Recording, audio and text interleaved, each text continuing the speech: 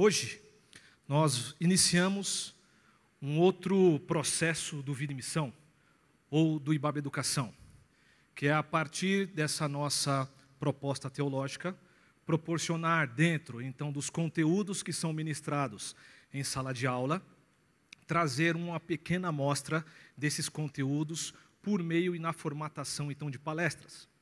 Então, o que nós vamos ter aqui, mesmo sendo bem específico do palestrante, dentro da sua ótica, da sua perspectiva, dos seus estudos, isso, ou o tema que nós vamos ver aqui, ou vamos escutar e vamos ter uma relação com o professor, o palestrante, o professor Jung, isso é visto dentro do conteúdo e, para ser mais específico, dentro do módulo Igreja. Então, como eu disse, vamos iniciar um segundo nível aí do Vida e Missão, no sentido de proporcionar para você que ainda não é aluno, ainda, fica a dica aqui, ainda não é aluno, descobrir um pouquinho mais dessa nossa aproximação teológica e interdisciplinar. Mas não é somente em termos de conteúdo que nós estamos fazendo, então, essa proposta para o semestre e aí ter a autenticação aí do próprio curso, mas também proporcionar para você algumas outras experiências, como, por exemplo, o que iniciamos lá no semestre passado, com a nossa caminhada profética de sinalização do reino, ou uma postura profética, por exemplo, na Cracolândia, junto ao trabalho que já é realizado com os nossos irmãos da Missão Sena, que são irmãos nossos aqui da nossa comunidade, e tantas outras agências ou instituições que são atendidas pela Rede IBAB Solidária ou pelo IBAB Missão. Estamos aí em diálogo constante para proporcionar essas experiências para os nossos alunos e para você também, que é o nosso convidado. Então, essa palestra é uma das que vai iniciar essa nossa caminhada de tentar um diálogo, uma maior aproximação com outros conteúdos, desde outras perspectivas. Como vocês vão ver, o professor Jung é um teólogo católico. Dentro dessa nossa proposta, que é bem dialogal, ele vai apresentar aqui aquilo que nós vimos com a professora Regina, mostrando as diferenças, então, entre a teologia latino-americana e a teologia que nós subscrevemos, que é a teologia da missão integral, em contraste ou em comparação ou aproximação ou distanciamento com a teologia da libertação. Mas, enfim, são aproximações e distanciamentos que estão ou vão ficar disponíveis aí para a gente. Por exemplo, no dia 5 de setembro, antes do feriado, nós teremos aqui o Ed René falando sobre o profissional cristão e a sua atuação no mundo do trabalho, que é um outro tema baseado no nosso módulo trabalho. Então, tudo que é visto nos nossos módulos, nós vamos apresentar aqui por meio, então, de palestras e experiências. Dentro ainda desse segmento do módulo trabalho, nós vamos ter, junto a amigos que nós temos aqui, uma participação sobre o tema da vocação lá na Alesp, na Assembleia Legislativa, bem como também vamos trazer outros palestrantes e outras experiências, como ir para a Fundação Casa, porque dentro do nosso módulo família temos um tema bem instigante, bem provocador, que é a questão que gera a questão da família no sentido de quais os problemas que a família tem e como resolver isso em questão de aviltamento das crianças ou dos adolescentes e tantas coisas que geram, então, tudo isso que a gente tem como exemplo a própria Fundação Casa como depositário, então, de todas essas dificuldades ou parte dessas dificuldades que envolvem, então, a família. Bem como também vamos, por exemplo, ter uma aula ou uma palestra vocacional na ISPM. Se você que não teve oportunidade, não tem essa formação, nós vamos proporcionar isso para você também. E tantas outras novidades que durante esse semestre vão ser apresentadas nas nossas mídias sociais, redes e daí por diante, e tudo vai ficar à sua disposição para essa interação constante, que é, sim, uma proposta do Vida e Missão.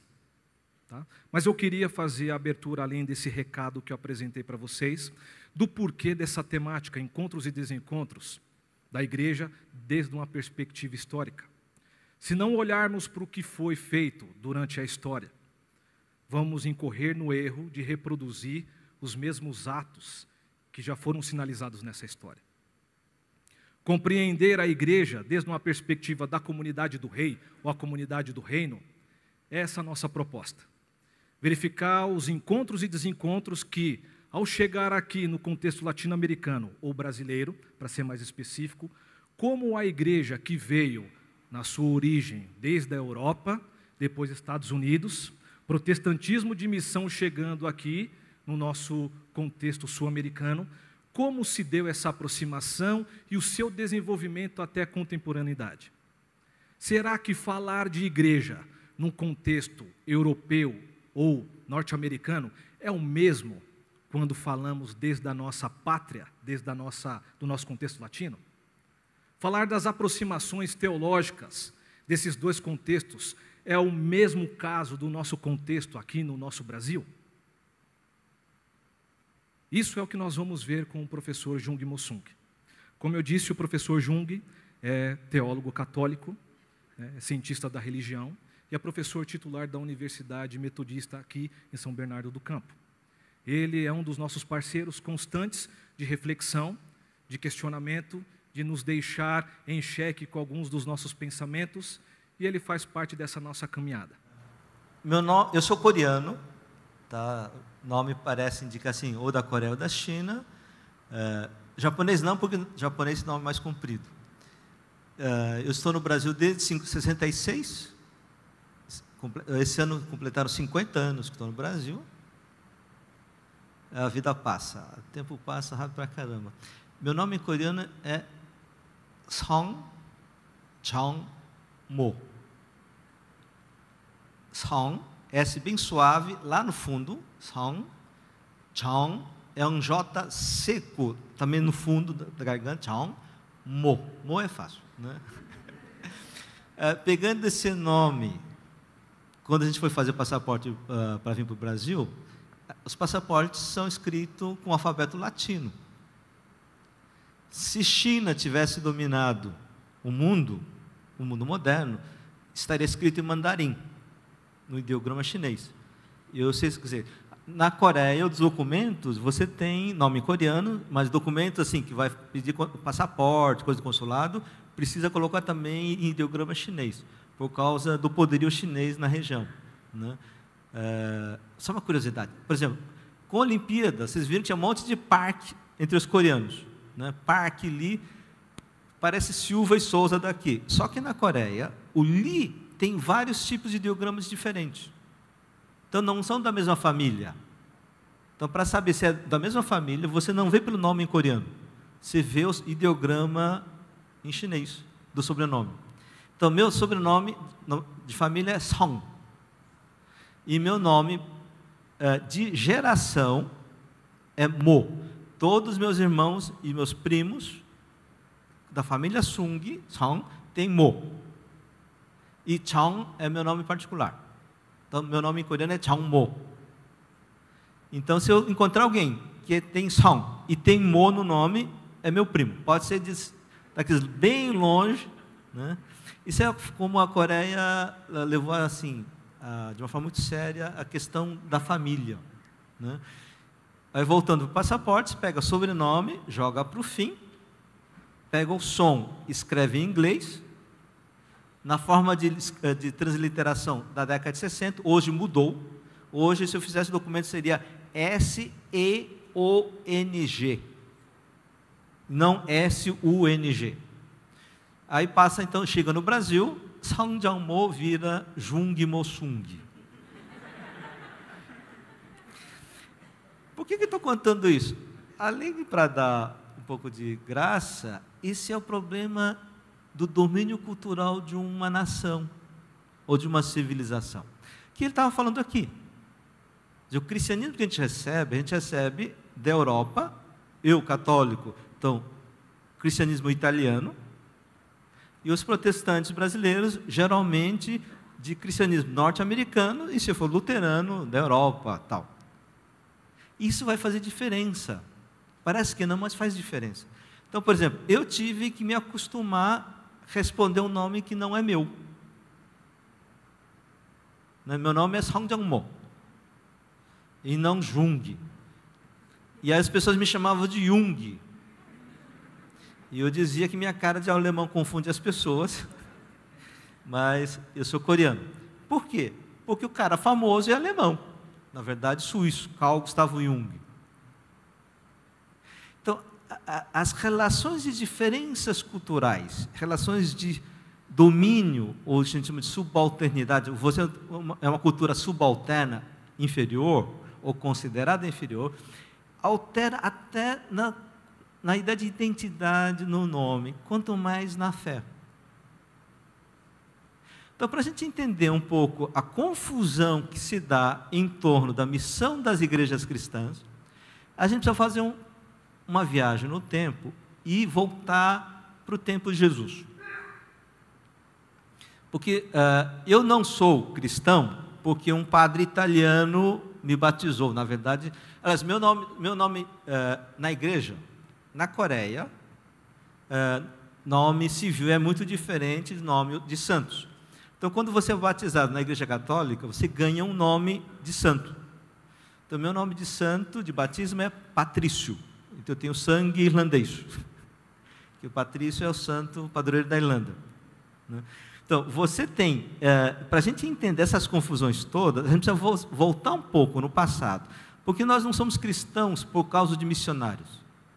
Missionários, ou padres, ou pastores, ou educadoras, ou professor da escola dominical, nos converte ou nos mostra o caminho do cristianismo. Eles são mediadores ou mediadoras, mas porque de uma certa forma a gente teve um encontro com Jesus Cristo.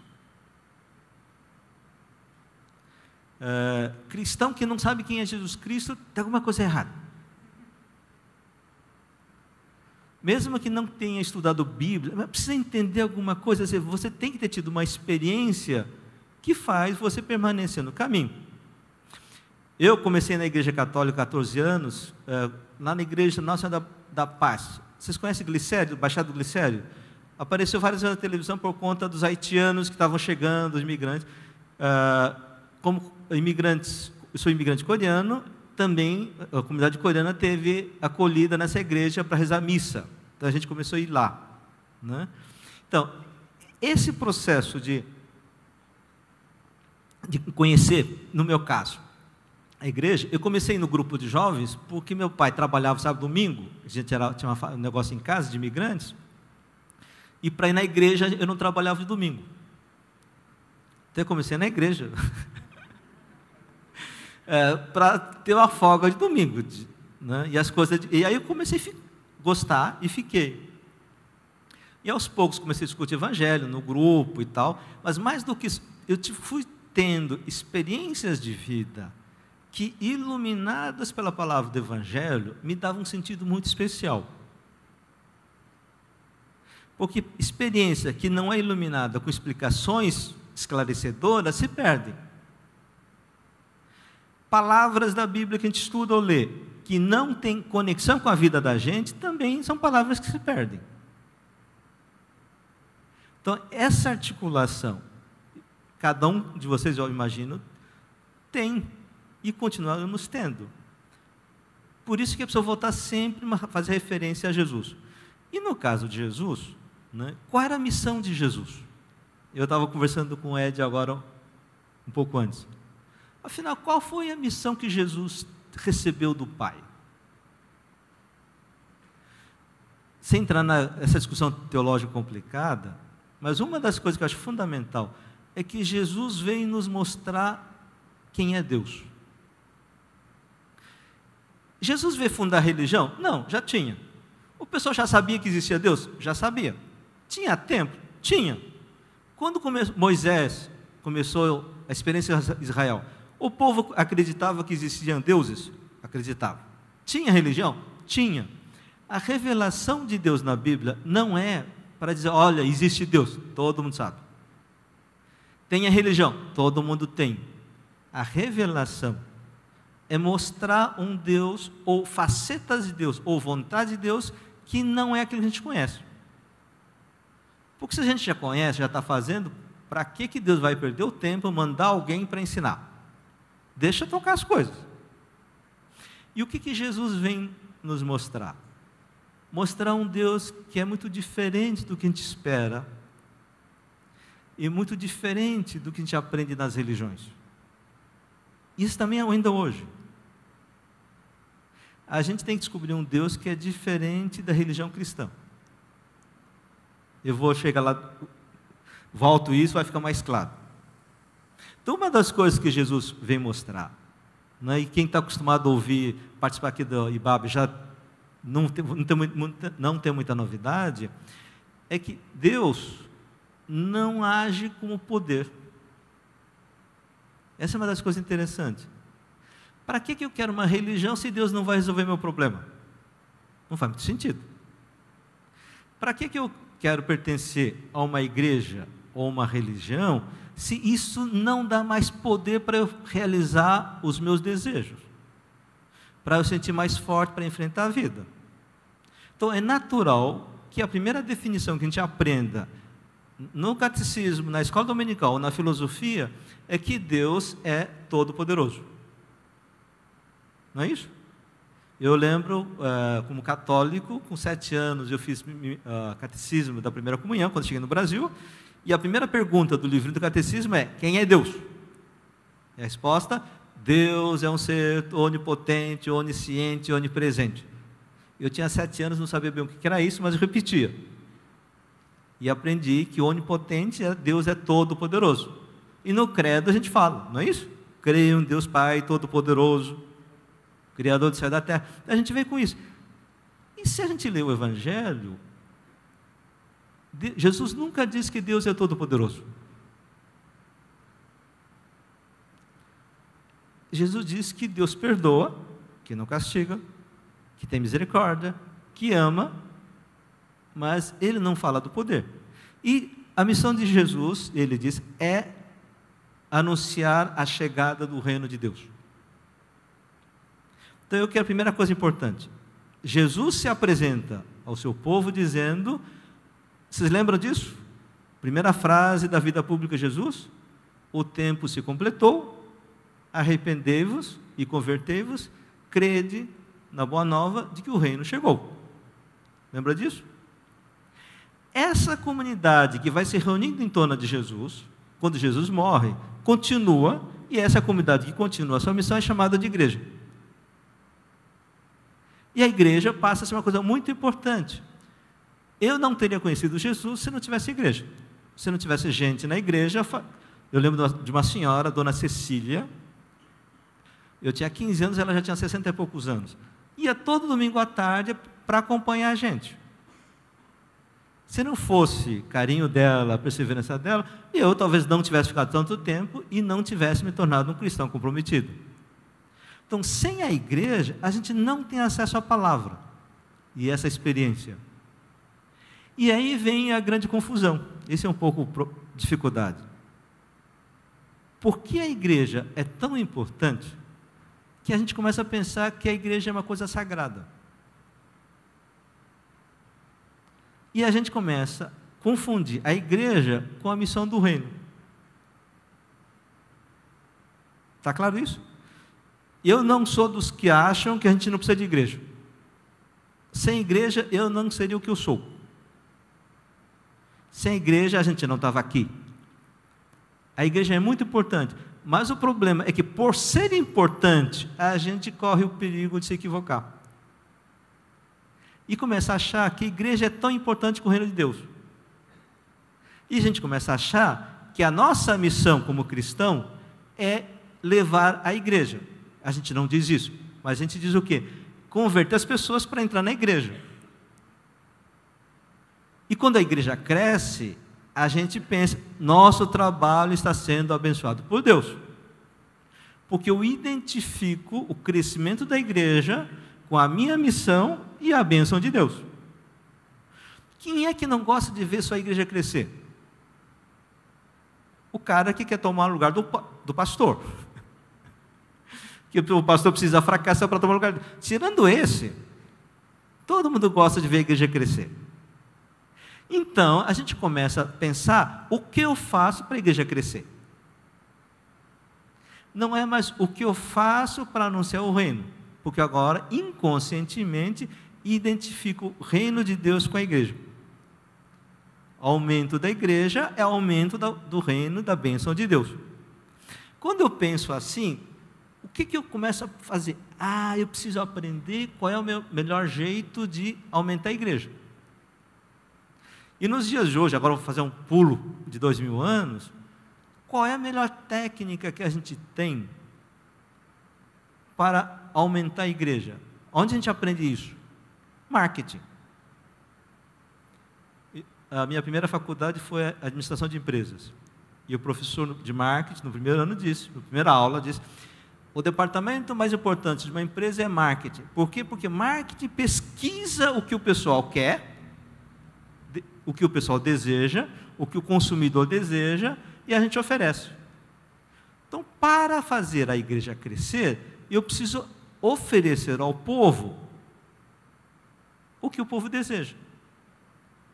Então, a primeira pessoa a quem eu anteno é o futuro possível membro da igreja. Isso é o que Jesus fazia? Não.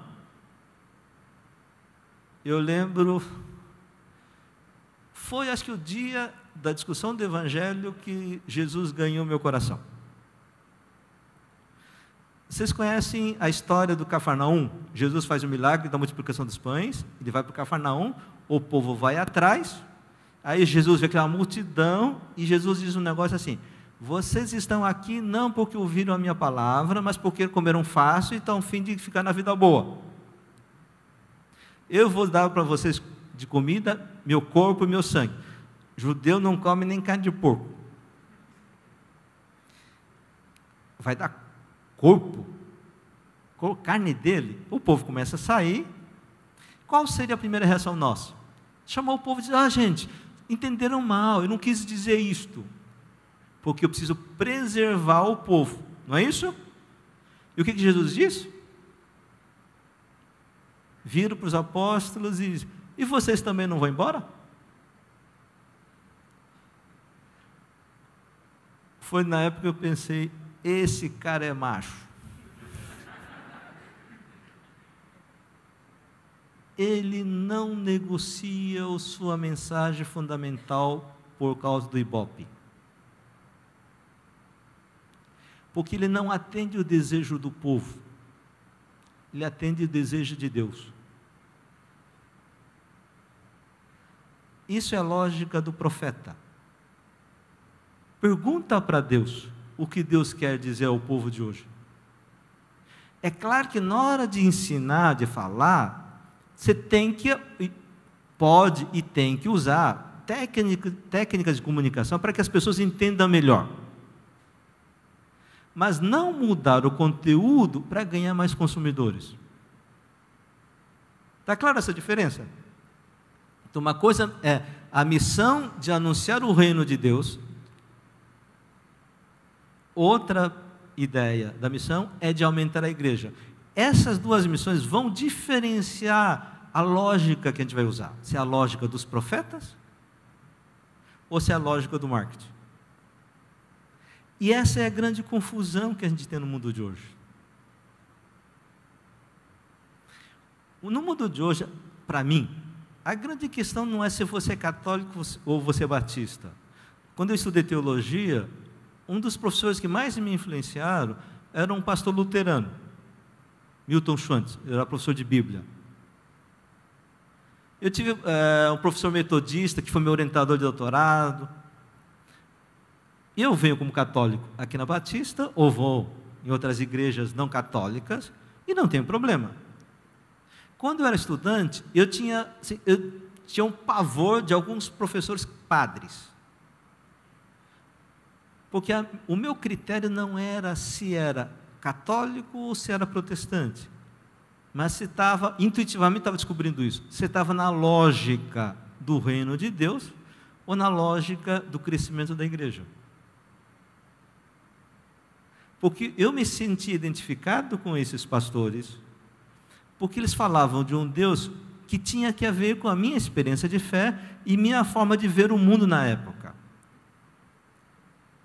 E os padres que diziam que é só a igreja católica salva, porque se fora da igreja não há salvação, é preciso batizar para entrar na igreja, como se a igreja fosse o elevador que levasse o povo para o céu. não batia mais. Eu já tinha aprendido isso, eu acreditava nisso, naquela época já não dava mais conta da minha fé.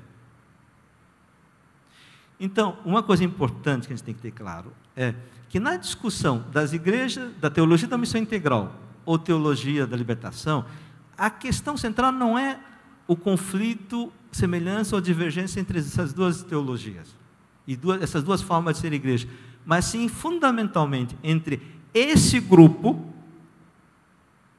de missão integral, de libertação e outras igrejas nessa linha, com outro lado que diz que a missão da igreja é aumentar a gente, e que quem não está na minha igreja vai para o inferno. Como se Deus não tivesse poder. Eles dizem que Deus é todo poderoso, e parece que Deus não tem poder de salvar pessoas fora da igreja. Se Deus não pode salvar ninguém fora da sua igreja, que Deus é esse? Menor que a igreja. Um Deus menor que a igreja não pode ser Deus. Isso é uma questão de lógica. Segundo, porque na Bíblia, e eu estou ficando cada vez mais fundamentalista, se não está na Bíblia, não vale. Segundo a Bíblia, quem nos salva é Deus. A gente não salva. Deus é quem nos salva, não é isso? Então, como é que a gente diz, fora da minha igreja não tem salvação? Então, a primeira grande diferença é, o pessoal que acha que a missão do cristianismo é aumentar o número de batizados, dos que aceitam Jesus e entram na igreja, e o pessoal que diz, não, a nossa missão é testemunhar o reino de Deus, é dar prosseguimento à missão de Jesus.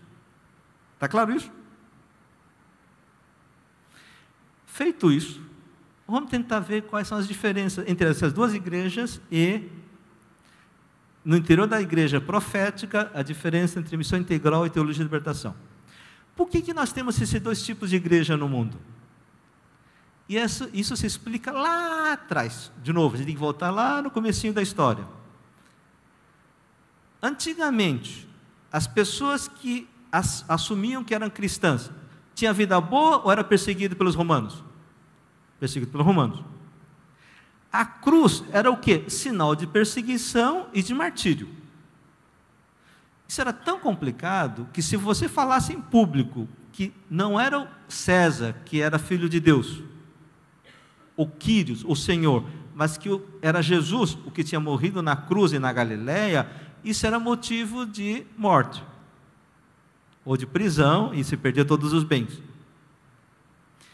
Dizer em público que você reconhece que só Jesus é o Senhor e não o imperador romano, primeira coisa de louco. Você pergunta, quem é Jesus? Ah, é um cara que morreu na Palestina. Onde fica a Palestina? Ele é o Senhor e não é o imperador? Vocês estão doidos? Por isso que o Paulo vai dizer, o que é sabedoria para o mundo é loucura para Deus, e o que é sabedoria de Deus é loucura para o mundo. Então, se você consegue superar essa loucura, ou entender isso, e tem coragem de assumir em público, você tem fé que salva. Isso é o que São Paulo fala. Se você tem fé para confessar que Jesus é o Senhor, em público, meu filho, você já ganhou o céu, ou Deus já te levou. O que é muito diferente de hoje. Agora, cruz que era sinal de perseguição, lá no século IV, aparece um cara chamado Imperador Constantino. Já vem falando desse homem? E tem famoso milagre, a famosa visão dele. Ele está atravessando um rio, para uma guerra, e vê uma cruz no céu. E ele ouve uma voz. Vocês conhecem essa frase que ele ouve?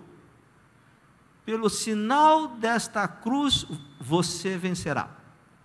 O Império vai vencer os inimigos e matar. A cruz, que era motivo de perseguição pelo Império Romano, se torna garantia da vitória do Império Romano contra seus inimigos. Eu não sei se isso aconteceu ou se inventaram, mas o fato é que Constantino se torna cristão e aos poucos o cristianismo se torna religião oficial do Império Romano. Agora, quem não é cristão morre. Então, antes você morria porque você é cristão. Agora você morre porque você não é cristão. Historicamente, o cristianismo tem uma virada complicada. Isso não quer dizer que todos os cristãos vão nessa linha, porque o Espírito de Deus continua atuando na igreja. Então nós vamos ter muitos mártires, santos, reformadores, dizendo: cristianismo não é isto. Ano que vem a gente comemora 500 anos da Reforma Protestante, não é isso? Lutero era professor de quê? Vocês sabem? Ele era um padre, professor de quê? Bíblia. Ensinando Bíblia, olhava a igreja do seu tempo e dizia: não, peraí, o que a igreja está fazendo, ensinando, não tem a ver com Bíblia. E vamos mudar isso. Daí surge a reforma.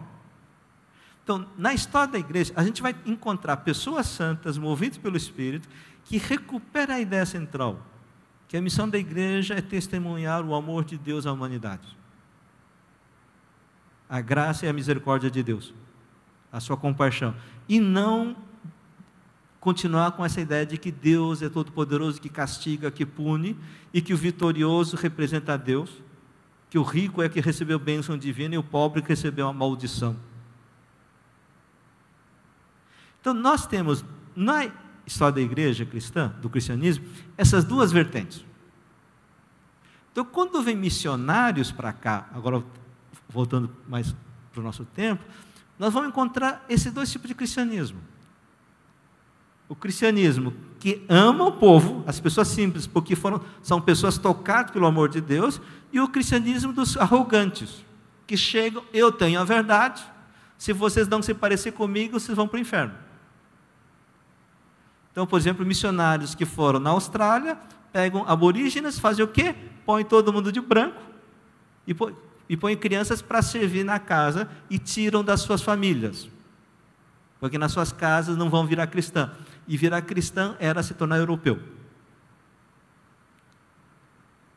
Esse é o cristianismo arrogante. Mas você tem cristianismo, a gente conhece a história de muita gente, das pessoas que vão lá e trabalham, mesmo que chegue com essas histórias, ideias arrogantes, quando chega e vê o povo sofrendo, tem compaixão. E ao trabalhar com essas pessoas, começa a descobrir que Deus já age lá. Isso está na Bíblia. O anjo fala, depois da ressurreição: vá para a Galileia, que o Espírito de Jesus ressuscitado vos precederá. Antes que você chegue, o Espírito de Deus já chegou. Eu sou coreano, eu tenho ido frequentemente para a Coreia nos últimos 3 anos, e tem uma coisa assim, realmente fico encantado: papel das mulheres de pastores metodistas na Coreia. Os pastores também eram bons, mas especialmente as mulheres, que começou chegando lá, um país pobre para o diabo. A Coreia era um país paupérrimo, extremamente patriarcal, não tinha escola para meninas, já não tinha escola de uma forma geral, pobre não tinha escola, menina então sem chance, e elas começam as escolas para mulheres, começa com ginásio, primário, ginásio, colégio. Minha irmã estudou no ginásio, esse metodista, Ihwa. Hoje é a maior universidade feminina do mundo, só tem mulheres estudando lá. Ela tem uma história interessante, perguntei lá: por que agora não chama homens também? Do curso de férias pode, mas o curso regular não. Aí ela me falaram o seguinte: uma grande líder, mulher, disse o seguinte: quando 50% do Congresso coreano for de mulheres, a gente abre escola para os homens. Até lá, os homens que cuidam dos homens, nós cuidamos das mulheres. Começou onde? Eu fui no Museu das Fotos, na casa do pastor. Em 1921, ordenaram 3 mulheres pastoras. Esse é um negócio que questiona o machismo. De onde veio isso? Nem nos Estados Unidos fazia isso. Ordenação de mulheres, gente, em 1920, nos Estados Unidos, as mulheres não têm direito a voto ainda. Por que fizeram isso? Como tiveram essa iluminação? Esse é o trabalho do Espírito, atuando na comunidade. Essas pessoas, ao perceber a situação das mulheres, começaram a falar: pensa, o que podemos fazer para mudar? Escolas, mas continuam subalternas. Como a gente pode mostrar que para Deus não há diferença entre homem e mulher? Então, a ideia, pode ter diferença na sociedade, mas não na igreja. E como é que a gente faz isso? Ordena mulheres. Funcionou? Não. Depois de 3 anos, elas se retiram do ministério da pregação e ficam só no trabalho interno. Porque os homens não aceitavam. Exatamente porque a comunidade não aceitou, é que eu acho que é trabalho do Espírito. Porque se a comunidade achasse normal, isso é resultado sociológico normal. Avanço cultural normal. Esse salto incompreensível para os coreanos e também para os americanos foi o Espírito de Deus atuando, porque esses missionários e missionárias estavam ali para anunciar Deus que não faz distinção entre as pessoas. Na década de 60, 70, tem uma coisa muito marcante na América Latina, que é a explosão de pobres nas grandes cidades. Isso não é só no Brasil, é na América Latina inteira. Por quê? Não é porque os pobres resolveram, estou cansado de viver no campo, eu quero ir para a cidade aventurar. Não, são todas as pessoas sendo expulsas do campo por causa da industrialização no campo, que chega a monocultura, meieiros são todos mandados embora, os funcionários são mandados embora, porque agora você põe tratores para fazer grandes plantações de soja, trigo. Esse pessoal vai para a cidade e vai fazer o quê? Mendigar e morrer aos poucos. Porque não tem dinheiro, porque são mandados embora sem dinheiro. O que sabe fazer funciona no campo, não funciona na cidade. No campo você pode pegar uma mandioca, roubar uma banana, mas na cidade está tudo na vendinha. O mundo é outro. E o pessoal começa então a ter uma vida muito difícil. E aquilo é massivo. Então começa a ter cristãos, não somente cristãos, mas no nosso caso cristãos, que começam a dizer, precisam fazer alguma coisa. Quando chega na igreja, fala para o padre ou o pastor, precisamos fazer alguma coisa, qual é a primeira resposta? Não é missão da igreja. A nossa missão da igreja é salvar as almas e converter, para salvar as almas, converter para vir na igreja. Então, geralmente, a primeira reação é, deixa para lá, porque isso não é um problema da igreja.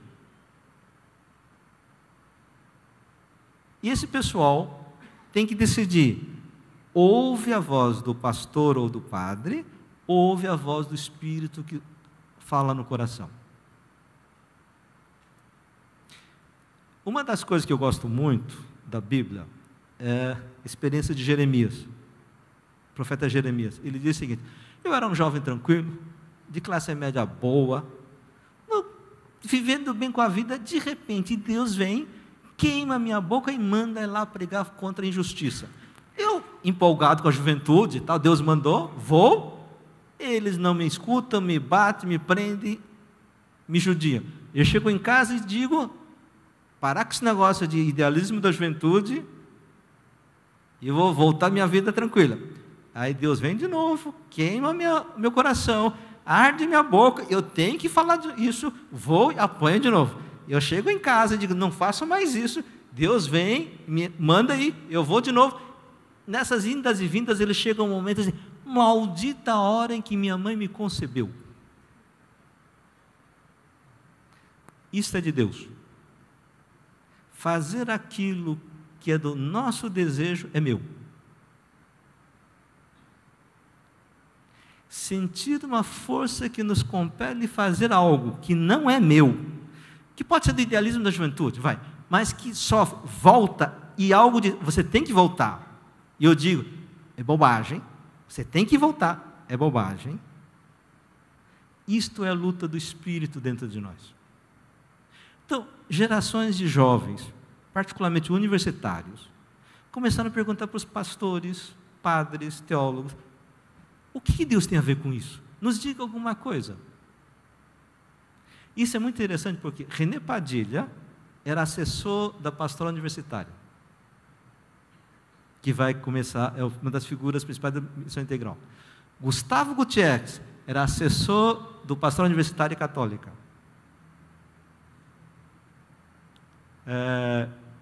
Hugo Asmo trabalhava com universitários. Então, os primeiros a pensar nisso são pessoas que os estudantes encheram o saco.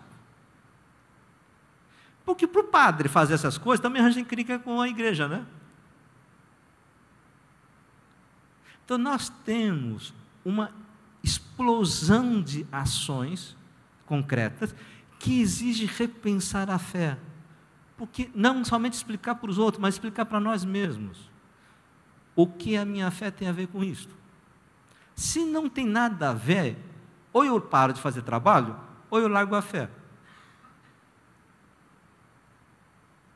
Porque se minha religião diz que Deus não se importa com essas pessoas, e eu me importo, eu vou dizer, tem alguma coisa errada com ser Deus e essa religião. Não é possível que Deus não tenha compaixão por essa gente. Se a igreja diz que Deus não tem nada a ver com essa gente, eu não quero saber dessa igreja. E vai. O que aconteceu com muita gente. Daí essa urgência, por favor, nos digam que isso tem a ver com a Bíblia, com a teologia, com a fé. Então começa nos dois lados. Do lado da Missão Integral, não se divide entre protestantes e católicos, porque no mundo protestante, eu preciso sair dessa luz da frente. Eu quero ir mais para perto de vocês, mas eu preciso ficar fora da luz. No mundo protestante também tem teólogos da libertação. Então, por exemplo, Miguel Bonino é alguém que dialogava com os dois lados, mas ele é alguém da teologia da libertação. O filho dele, Néstor Miguel, um grande amigo, tem um livro lá fora que eu escrevi com ele. Ele já falou aqui nessa igreja, era nesse prédio ou no outro? No outro, sobre um Jesus popular, o livro dele. Então, não é entre católicos e protestantes, porque entre os católicos também tem muita gente que acha um horror, acha que isso é coisa do diabo. Mas no setor da Missão Integral, do setor mais evangelical, da tradição evangélica, vinda dos Estados Unidos, vai dizer, olha, precisamos fazer algo. E aí, como é que vai explicar? Então, o que nós temos em comum no mundo católico e protestante, ou não, católico barra protestantes históricos mais tradicionais, metodistas, luteranos, de um lado, e o setor mais evangélico do outro? Esse impulso que vem de dentro, dizendo, empurrando, é preciso fazer algo. Não vão mudar o mundo. Mesmo que não mude o mundo, eu preciso fazer algo. Há uma diferença. Se você faz um trabalho social porque você acha que vai chegar a algum resultado, outra coisa é você fazer o trabalho social porque você não pode não fazer. Dá para entender a diferença? Vocação é aquela coisa, eu não posso não fazer. Por exemplo, qual é a minha grande vocação? Ou vocação específica? Teologia. Como é que eu descobri que realmente minha vocação é teologia? Quando eu não leio livro de teologia, ou discuto essas coisas de teologia, fé, problema, eu sinto uma agonia. Aí eu vou para casa de praia, ele fica lendo livro de teologia. A vizinha falar com a minha mulher, mas teu marido vem aqui para a praia e fica lendo. Aí minha mulher diz, ele gosta, vou fazer o quê? Eu vou para a casa da praia, nunca chego até a praia. Porque eu quero mudar de ambiente e eu tenho um tempo para ler teologia, ou coisas que articulam a fé com a vida. Isso é minha vocação, eu não posso não fazer isso. Então, essas pessoas precisaram. Agora, na hora de explicar, na hora de ver como é que a gente vai mudar, depende das teorias que você usa. Tudo bem? E aí, então, há uma grande diferença entre missão integral e teologia da libertação. Que hoje é menor, mas de início as coisas tensionavam mais fortemente. Então, uma grande diferença, eu acho, está no uso de que teoria social. Mas o pessoal da missão integral não usa muito teoria social. Não é verdade. René Padilha, no seu livro mais importante, que chama Missão Integral, Reino de Deus, Ensaio sobre Reino e a Igreja, ele analisa a cultura de consumo na década de 70, que a gente está falando hoje, tá? Que as pessoas ficam obcecadas de comprar coisas, acham que é mais gente porque comprou mais coisas, usando um sociólogo cristão francês, Jacques Ellul. E ele tem uma análise genial. O que ele não gosta da teologia de libertação? A teologia de libertação usa Marx. E aí o René Padilha tem um problema sério com Marx. Aí você para e pergunta para o pessoal da teologia de libertação: vocês são ateus? Claro que não. São teólogos, padres, freiras, seminaristas, cristãos, católicos engajados. Não, nós temos fé. Mas por que vocês usam Marx? Porque teoria de Marx nos ajuda a entender a dinâmica da estrutura do capitalismo que gera essa pobreza massiva. E se você parar e perguntar, quantos teólogos da libertação realmente estudaram Marx? Se conta numa mão e sobra dedo. Esse era o espírito da época. O Leonardo Boff é marxista. Não, não é. Ele nunca foi e nunca estudou Marx direito. Ele mesmo disse: de Marx, o que eu sei, eu aprendi com meu irmão, Clodovis. E Clodovis estudou Marx? Não. Clodovis estudou um intérprete de Marx, um francês chamado Althusser, que não é bom, que Gustavo Gutierrez critica no principal livro dele. Então, há uma fama. E como é que os teólogos da libertação resolveram isso quando o Papa começou a pressionar? Como vocês usam teoria marxista? Então, uma das reações, primeiro, é a seguinte: quando São Tomás de Aquino, que é o teólogo mais importante da história da Igreja Católica do século XIII, descobriu a filosofia de Aristóteles. Antes só se usava Platão, via Agostinho, Santo Agostinho. Aristóteles era considerado ateu. Tá? Aristóteles não era ateu, mas ele era considerado ateu porque na filosofia dele não entrava muita ideia de Deus. Então, Tomás de Aquino disse uma frase que ficou famosa: toda verdade vem de Deus. Não importa que quem diz essa verdade é um diabo. Se diz a verdade, essa verdade vem de Deus. Então ele diz: não importa se Aristóteles é ateu ou não. Se o que ele está falando da realidade nossa é verdade, eu uso. Então eles usaram essa ideia. Se a teoria de Marx nos ajuda a entender, a gente usa. Nós não precisamos chegar no marxismo, no ateísmo. Isso é uma outra discussão. Por que se levantou tanto contra isso? Porque o cristianismo, na América Latina em particular, principalmente na vertente protestante, tinha identificado cultura cristã com cultura capitalista norte-americana. E isso é uma das coisas que René Padilha também insiste muito, que um dos grandes equívocos do mundo evangélico latino-americano era identificar cristianismo com a cultura norte-americana. Aliás, ainda hoje, né? Qualquer congresso teológico do mundo evangélico tem que ter um americano no meio. Não importa se você vem de um seminário que ninguém conhece. Porque se não tiver coisa de gringo, não é sério, não tem prestígio. Então você tem essa. Na época tinha a briga entre Estados Unidos e União Soviética, que ficou muito forte. Então, acho que a principal diferença está nessa, assim, que tipo de teoria eu uso para entender por que há tanta pobreza e como nós podemos mudar. Porque se eu amo meu filho e está doente, eu quero um médico que entenda qual é a causa da doença e qual é o remédio. Aí eu vou no meu médico amigo. Espera aí, esse teu médico amigo entende dessa doença? Não, mas ele é meu amigo. Não. Eu não quero saber se é teu amigo. A especialidade dele é essa doença? Não. Então procura outro. Não é isso que a gente faz? Amor exige de nós que a gente busque eficiência. Porque se não me interessa se eu vou resolver ou não, eu não amo de fato a pessoa que está sofrendo. Então, se eu amo de fato as pessoas que estão sofrendo, eu quero resolver isso. Para resolver isso, eu preciso entender o diagnóstico e ver qual é o tratamento. E se não há tratamento, a gente continua amando do mesmo jeito, cuida mesmo sabendo que vai morrer. Essa é a dimensão da fé.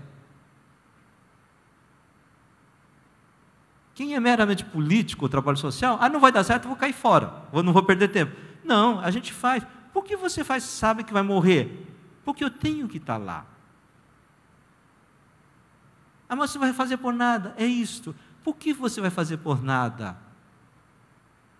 Porque eu amo gratuitamente. E por que nós amamos gratuitamente? Porque a conversão cristã fundamental, a experiência fundamental da vida da gente, que faz a gente ser cristão por resto da vida, é a experiência de ser amado gratuitamente por Deus. Ser amado por Deus quando nós não merecíamos. Ser perdoado quando a gente não merecia, não tinha feito nenhum movimento de busca de perdão, e mesmo assim ser perdoado. Então, o que unifica, o que faz a gente sentir-se na mesma comunhão dos santos, eu com meus professores protestantes, ou com meus alunos pentecostais, é que nós compartilhamos da experiência do amor gratuito de Deus, e a gente se sente compelido a amar gratuitamente. Agora, quando a gente vai discutir qual é a melhor forma de resolver um problema ou outro, a gente tem divergências, é claro. Muitas vezes, essas divergências ficam tão fortes, aí vem a vaidade humana, ninguém é santo, então a vaidade faz arranjar picuinha à toa. Primeira vez que eu conheci pessoalmente René Padilha, foi num encontro, uns 10 anos atrás, na Metodista. Tivemos um dia inteiro chamado, o tema era, como é que era o título? Reino de Deus, na perspectiva da teologia da libertação e da missão integral. Um diálogo entre Jung, Mossung e René Padilha. Tem um DVD, que a Visão Mundial promoveu e gravou. Na verdade, são 4 DVDs, porque nós falamos o dia inteiro.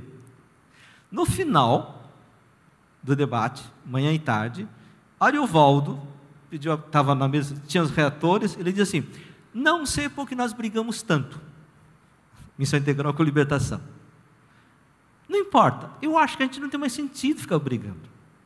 Por quê? Porque as lutas sociais levaram os dois lados a rever suas teorias sociais. E depois, os dois grupos estavam bem fraquinhos, então, se for mais modestos, reconhece, gente, o que nos une é muito maior do que nos diferencia. Então, esta é a ideia que já está presente lá no Evangelho, quando os apóstolos chegam e dizem: Senhor, nós vimos um povo curando em seu nome, a gente queria proibir, a gente não conseguiu, porque ele não era da minha igrejinha. Aí o que Jesus disse? Para que vocês queriam fazer isso? Se eles estão fazendo o bem em meu nome, deixa fazer. Mas eles não pertencem ao nosso grupo. E qual o problema? O que é mais importante? O nosso grupo ou o reino de Deus? As nossas brigas de hoje não tem nenhuma novidade. A gente pensa: nossa, olha como nós somos capazes de inventar uma briga original. Bobagem. Meu pecado original. Não tem pecado original, mas é coisa mais velha. Todo pecado já está lá em algum canto. E a gente vai encontrando nos evangelhos isso. Então, qual é o grande desencontro na igreja? A diferença entre a missão fundamental de anunciar o reino de Deus, de testemunhar o amor gratuito de Deus entre as pessoas, aí particularmente com as pessoas que não podem nos pagar, isso é que mostra a graça, e acha que, como a igreja é importante para isso, a igreja fica tão importante quanto o reino, e a missão da gente é fazer a igreja crescer. Eu não estou dizendo para vocês diminuírem a igreja, não é isso. Mas a gente tem que saber o que é o fim e o que é meio. Essa acho que é a grande divergência da igreja de hoje. E aí não importa se é católico, protestante, evangélico, pentecostal, a gente divide todas as igrejas nesses dois eixos. Depois, entre o pessoal que assumiu o reino de Deus com prioridade, de testemunhar o amor de Deus nesse mundo de sofrimento, injustiça e dominação. A grande convergência, essa vocação, eu não posso fazer nada, não posso não fazer nada. Uma vez eu estava em Dallas, numa das reuniões que a gente fez para escrever o livro Para Além do Espírito do Império, eu, Nestor Migues e Jörg Rieger, que é um americano, um alemão que ensina nos Estados Unidos, e aí ele convidou a turma dele, lá do Dallas, para ter um coquetelzinho, que tinha 2 latinos lá, então encheu de gente. E avisaram, tem uns caras que não são de igreja, são os caras do Partido Comunista. Eu falei, eu precisei vir para os Estados Unidos para encontrar um comunista de novo. Aí quando pediram para a gente falar, eu falei isto. Eu sei que tem aqui pessoas crentes, believers, como eles falam, e os não believers. Mas tem uma coisa que nos une. Essa sensação de que eu não posso não fazer nada diante desse mundo. Aí todo mundo, cristãos e ateus, ir. Como explicamos essa ação? Muda. Mas tem uma coisa comum, isto é o mais importante. E a fé nos ajuda a ver que nesta vocação está o Espírito de Deus. Se eu for contar para ele, eu estava discutindo com eles antes dessa fala, lá na toma dos mé lá, que não era mé. Por que faziam? Eles, não, porque Marx é um teórico. Aí eles, na verdade eu comecei a fazer essas coisas antes de Marx, antes de conhecer Marx. Marx eu uso para explicar, tá bom, por que você faz isso? De lutar por direitos trabalhistas de imigrantes ilegais, que era o principal trabalho que eles faziam, que unia esse amigo meu, a mulher dele, que fazia isso, com esses sindicalistas. Aí ele disse, não sei. Nós dizemos pela fé, isso é o Espírito de Deus. Eles não têm fé, não dizem o nome. Isso traz diferenças? Traz, mas tem uma coisa fundamental. Qual é a divergência na missão integral e teologia da libertação? É teoria social de mudança, de transformação. A teoria social de transformação, que a teologia da libertação usou na década de 80, furou, não funciona. Pelo menos é o que a maioria usa. O pessoal da missão integral sabe o que fazer para mudar a sociedade? Também não. Por quê? Porque a gente não tem no mundo hoje uma teoria social de transformação da globalização de hoje que seja minimamente factível, que as pessoas seja meio consensual. Não tem. O que a gente tem? Essa vocação chamada de é preciso fazer algo. No mínimo dizer, isso que acontece não é da vontade de Deus. Porque o Deus em que cremos e que tocou a nossa vida é o Deus que se revela no amor entre as pessoas. Como diz a primeira carta de João, ninguém jamais viu a Deus, portanto, quem diz eu sei quem é Deus, bobagem, está blefando. Mas sabemos que o amor de Deus realiza entre nós quando nós amamos uns aos outros na solidariedade e na gratuidade. Isso é que nos une. E as diferenças de teorias, de modo de organizar trabalho, é coisa boa, porque isso ajuda a criticar uns aos outros. E aprender com uns e os outros. Quando eu li pela primeira vez o livro da René Padilha, eu fiquei muito bravo com meus professores. Como é que ninguém me ensinou? Mandou eu ler esse cara. Eu li o livro dele em 98. Ele tinha sido publicado em 78. Porque eu achei genial. Isso esse cara escreveu há 20 anos atrás. Aí eu escrevi um artigo elogiando ele, daí que me contataram com a René Padilha para a gente organizar encontro. Eu estive em julho em Costa Rica e encontrei com Juan Stan, que é um outro grande teólogo biblista. Eu fiquei encantadíssimo com a conversa dele, a visita, a ideia, a vida, como ele vive, a história dele. É isto, é descobrir que a gente pode e deve aprender com quem pensa diferente. E teoria social? É teoria social. Teóricos passam. A fé e o amor é que permanecem. Obrigado, gente.